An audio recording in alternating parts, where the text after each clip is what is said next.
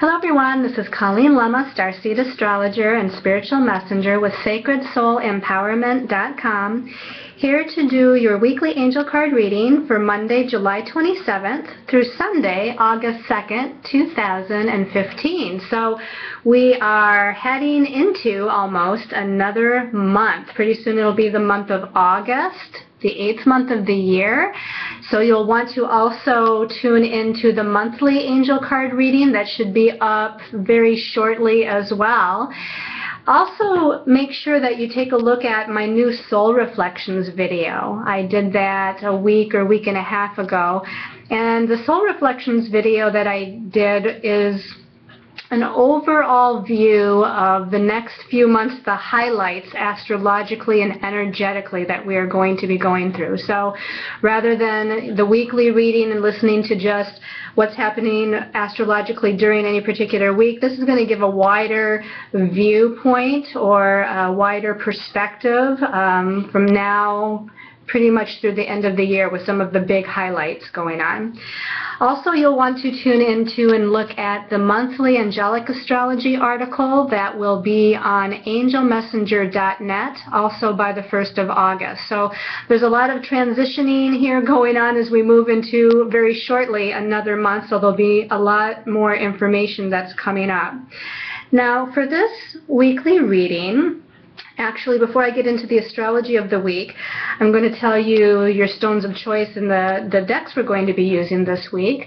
This week we'll be using Doreen Virtue's Angel Tarot deck as we normally do. And then for your special message card, I have a brand new deck. And I'm so thrilled to share this with you and use it for the first time. Actually, this will be the first time that I've used it for a reading at all, because I just got it a couple days ago from the author, Debbie A. Anderson. And this is called the Vibrational Earth Children Oracle Deck. And I'm going to show you what the back of it looks like. So it's a beautiful kind of purple colored on the back here of the deck. And I'll show you the book quickly so you can also perhaps get her information. Again, it's the Vibrational Earth Children Oracle Deck by Debbie Anderson, and the artist is Kim Dreyer, and this is what the guidebook looks like. So you'll want to look up her website or look up this deck. This is actually a deck that's based for children. This is actually meant for young children to use or parents to use with their children. Now, Debbie was kind enough to send me a deck to have me review it and look at it, and I just was so excited about it because I felt intuitively that this can be used for adults as well as children, which is why I'm using it in this weekly video. The messages are fun and bright, and it really kind of touches your inner child. And you know, since we just had a couple of planets last week go into the sign of Leo, Leo is the sign of the child. You know, it rules expression and childlike behavior and fun, and to me this is just a deck that really resonates to the inner child of an adult as well as a child. And the messages, you know, again, can be interpreted for a young person as well as interpreted in a more adult or mature manner for adults, which is what we're going to see when we use it for the special message card this week. Now, your stones of choice for your special message. The first stone of choice we have is going to be Nephrite Jade. This is a beautiful green piece of Nephrite Jade. There's all different kinds of jade. Some jade is a much darker green. This one is a light green in color, and this is good for wisdom. It's good for connecting to the crown as well as the heart chakra, love and nurturing. It's also good for remembering your dreams, your nighttime dreams. And your second stone of choice is golden calcite. This is a really deep, dark golden calcite. It's almost the color of amber. And the golden calcite is going to vibrate to the solar plexus chakra. It's got a very expansive energy, like a creative expansiveness or a happy, joyous expansiveness. And it definitely is going to vibrate to your sense of willpower, you know, so really owning your sense of will and pushing forward, having confidence. Your third stone of choice for this weekly reading is lapis lazuli. I love lapis. It really takes me back to Egyptian times, and I know I've had at least one life in Egypt in an Egyptian kind of setting. But this is a dark blue stone with gold flecks. It vibrates to the third eye chakra. It's going to tap into your psychic senses and perceptions, clairvoyance, and all of those clair abilities. So again, your stones of choice for the special message card is nephrite jade, golden calcite, or lapis lazuli. So for the week astrologically, it's kind of, it seems to be a light week, but yet it's a powerful week because the things that are going on are pretty big. But I'm going to skip all the way to Wednesday, July 29th. And the moon is going to be in Capricorn on that day. It's going to be coming up to meet with Pluto, which is the planet of power and transformation. And Capricorn is usually a sign that deals with our goals, our ambitions, our career, our life path journey, and what we're here to do in the world. Now, as it moves throughout the day, Wednesday connecting with Pluto, early Thursday it will also then be connecting in a challenging way to Uranus, that Pluto-Uranus square, which is very wide right now, but it's going to come back a little bit closer by the end of the year. And as it squares Uranus, again, you might find some sudden unexpected redirections on your path, new information of a higher vibration that maybe comes in. Usually when we think of Uranus, we think of surprises, and you never know what those surprises are going to be about, so you have to just really pay attention. As we move to Friday, the last day of July, the 31st, we have a full moon, and this is the second full moon of the month. If you remember, we had a full moon on the 1st of July, now it's the 31st of July, we have another full moon at 8 degrees of Aquarius. And we were just talking about Uranus. Uranus is the planet that rules Aquarius, so we're talking about energies to do with freedom and independence and being our own person and being a little bit of a rebel and doing what what we're meant to do, what we want to do, and not listening to our own inner mind of conventional thinking and not necessarily following other people, organizations, or paths that are more conservative or conventional. Aquarius wants to be the humanitarian, and it wants to beat to its own drum, so it wants to do its own thing. Also on the same day, July 31st, Venus, which recently went into the sign of Virgo last week, and actually, I don't know if it was last week or the week before, it went into Virgo, and then I know last week, towards the end of the week, it actually turned retrograde. So now here on the 31st of July, it's retrograding back now into the sign of Leo. When it went into Virgo, it slowed down, and it only went up to 0 degrees Virgo, that very first degree of Virgo. It never even passed that before it slowed down.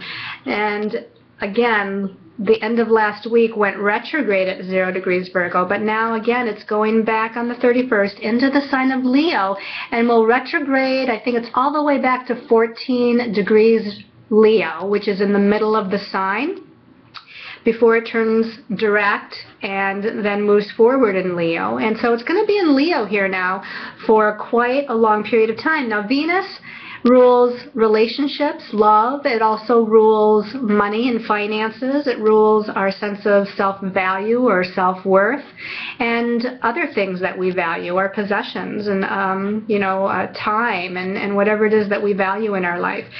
When Venus is retrograde, just like a Mercury retrograde, it's time to kind of go in and review those things that the planet rules. So now we're reviewing our love interests. We're reviewing relationships in our lives. We're reviewing money matters in our lives and things that we value. And because it's retrograding back into that sign of Leo, we're paying attention to those Leo types of energies with Venus that deals with our creative self-expression. Are we expressing ourselves appropriately in our relationships?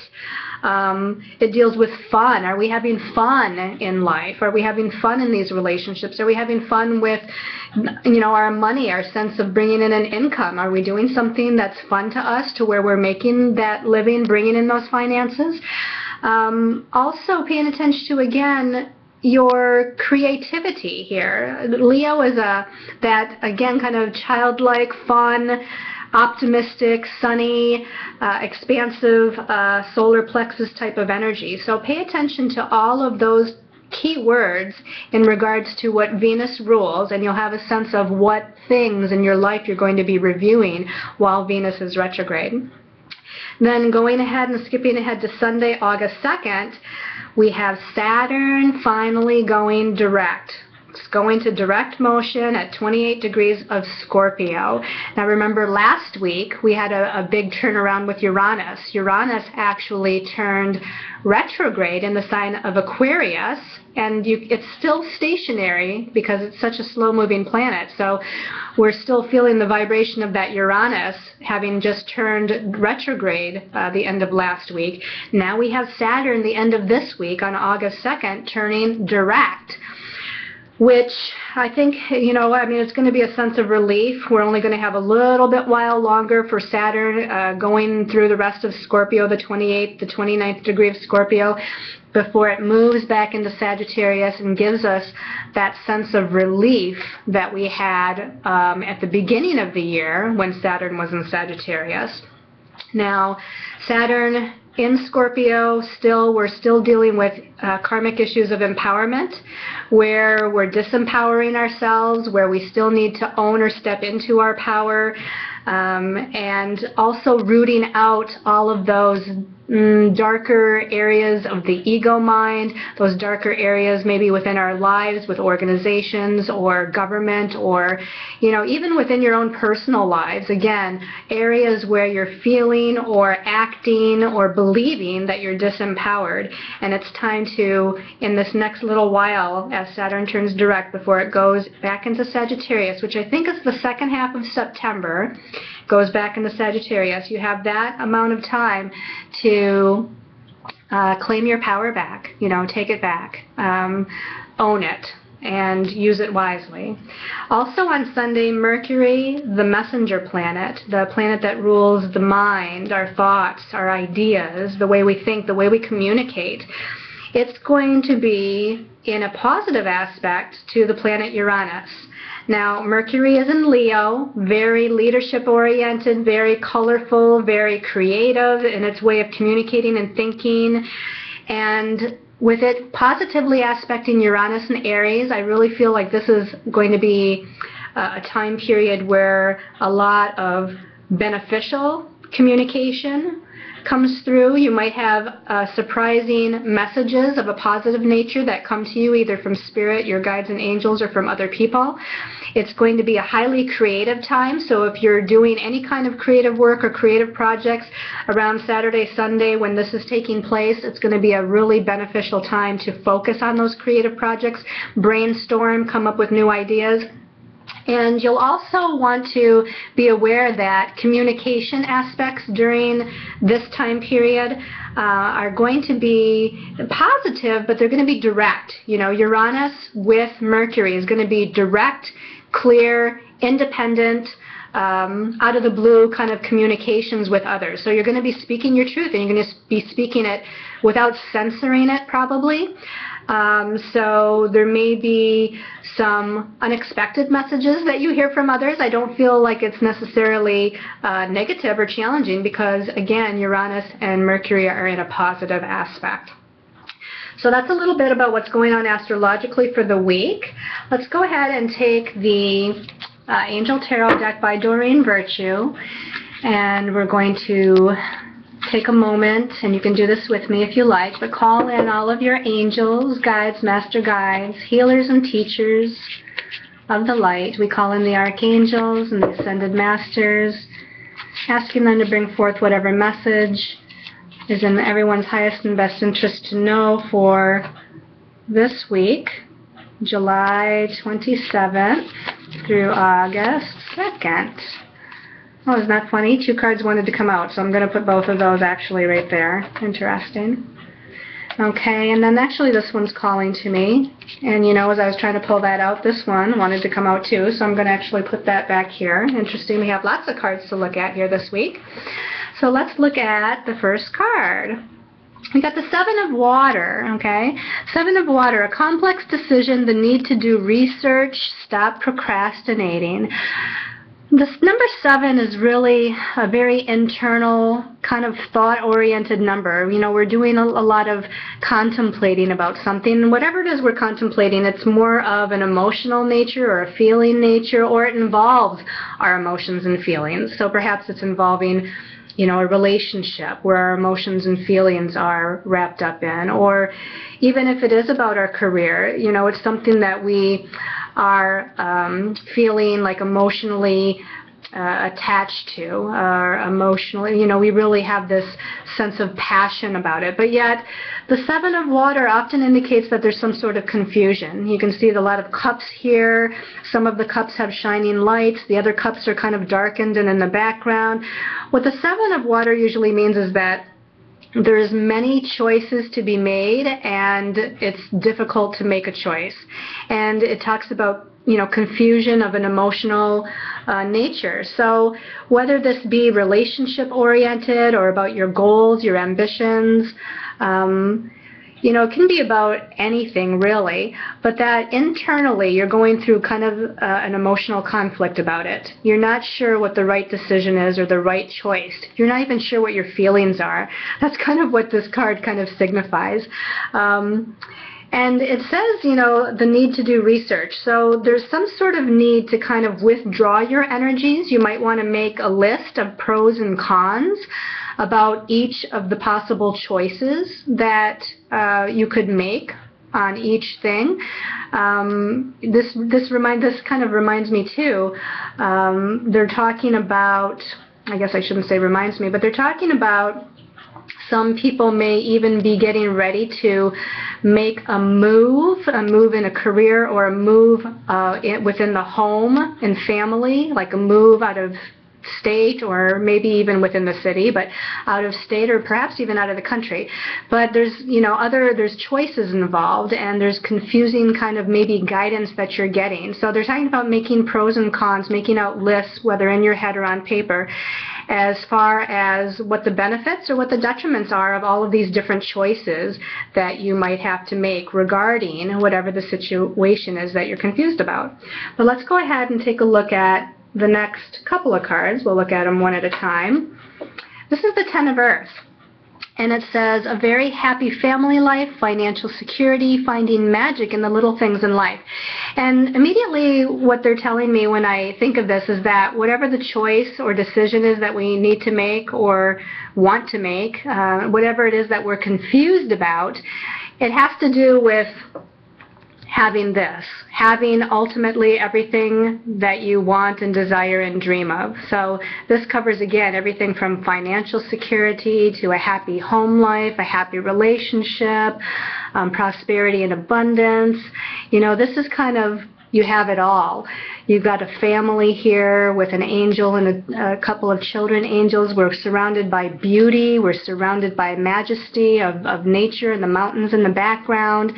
And everything's just in full bloom. So I really feel like, again, whatever the decision is that you have to make, you're thinking that this is the goal. The goal is to have that ultimate security. The number 10 is the last of the digit cards in the tarot, you know, before we get to the court cards. And the Earth is about things that are physical manifestation of things. So we're looking for ultimate security in our lives in different areas. The next second card that kind of came out was the Six of Water. And this says memories from your history or childhood, issues regarding children, and romanticizing the past. And what I immediately feel from this is that there may be things that we remember from the past, you know, feelings, emotions, memories that we have regarding, again, whether it be relationships, home, family, our career paths and what we've done before. And we feel emotionally connected to some of those things. And sometimes it's hard to let go of some of those memories of what we had before to move forward. And, you know, in part, I feel like they're saying that Sometimes those memories are best left in the past. Sometimes it's time to move forward for our growth and evolution. You can take those memories with you. You can take those good feelings and good emotions with you. But I feel like there's many more good memories and good feelings and emotions that are going to be with you as you continue forward on your path, whatever that might be. Again, whatever area, it doesn't matter. The Six of Water is a very good card. You know, we feel balanced, we feel loved, we feel nurtured, whether it be by people in our lives or the universe. And I feel like, again, this is saying that, you know, as we're moving forward, even though there's some difficult decisions that perhaps lie ahead of us, the ultimate thing we're looking for here is security in all ways, shapes, and forms. And we're looking for feeling good. We're looking for being emotionally balanced and happy as we move forward. And I feel like we're definitely going to be coming into that energy here as we move to the second half of the year. Let's look at this third card. Okay, the third card is a Page of Water. It says intuitive, sensitive, artistic, friendly. And the message at the bottom says a new person comes into your life, a relationship begins a new phase, highlighted psychic abilities. Okay, so the pages are always about messages, okay? And this is a message, again, that deals with emotions and feelings. So we're talking about a message that brings forth some positive emotions and feelings. And I feel like, again, this could be about a new relationship that comes in. It could be about a relationship you're currently in that has a new birth about it, a new sense of love or nurturing about it that has needed to take place or that's needed to transpire. There's been perhaps redirections within the relationship so that you can come back together in a better way. This is also about a message about new feelings and new emotions in other areas of your life that are coming in. And again, I really feel like the first half of the year, they're saying we've been through so many changes, externally as well as internally, that we've grown more on a spiritual level. And part of that growing on a spiritual level has put us more in tune with our desires. It's put us more in tune with our truth. It's put us more in tune with connecting to our higher soul self and our angels and guides so that we get clear messages. And I feel like we know internally, we feel internally or intuit internally what's right for us, and we just really have to follow that. We have to trust and follow that those messages that we're getting is in alignment with our truth. Go with your feelings. You know, when you're trying to make a decision, like the Seven of Water at the beginning, if you think about one particular decision that you could make or one path that you could take, how does it feel to you on an emotional level? Do you feel excited about it, or do you feel anxious about it? Do you feel expansive, or do you feel constricted or contracted? And that's really your emotional barometer that's going to be letting you know what perhaps the right thing is for your soul to choose as far as those next decisions and choices to make on your path. Let's look at what this card is. Okay, we have the Seven of Air. This says plans that need revision, more going on than meets the eye, and poor timing. So this is usually a challenging card, but I don't feel like it's as challenging as it's led off to be. First of all, we have another seven, just like the Seven of Water. We have the Seven of Air, which is now in the mental realm. So I feel like, again, we're still kind of going through some confusing thoughts. Our ego mind is kind of juggling all of these different ideas within ourselves, and we're not sure what the right one is. All I feel about this is that we just might need to take a little bit more time before making a decision, okay? And they just showed me Venus retrograde again. So I feel like, in part, especially when it deals with relationships, money, finances, again, whatever it is we value that we're working towards, You might want to take time during the whole whole Venus retrograde before you make a decision. You don't have to make a quick decision. You don't have to feel rushed or hurried. This is saying that the timing isn't quite right to make the decision. You can do the pros and cons. You can research. This is definitely about researching the different avenues, the different thoughts, the different ideas, the different potential decisions. So research those, but take your time in making a decision or a choice. It might be that as Venus retrogrades, and then when it does go direct to direct motion, it might be that things become more clear by then, that you'll have more information by then in which to base your very best decision upon. So let's look at what your special message card is, depending on your stone of choice. So here we again have the Vibrational Earth Children deck.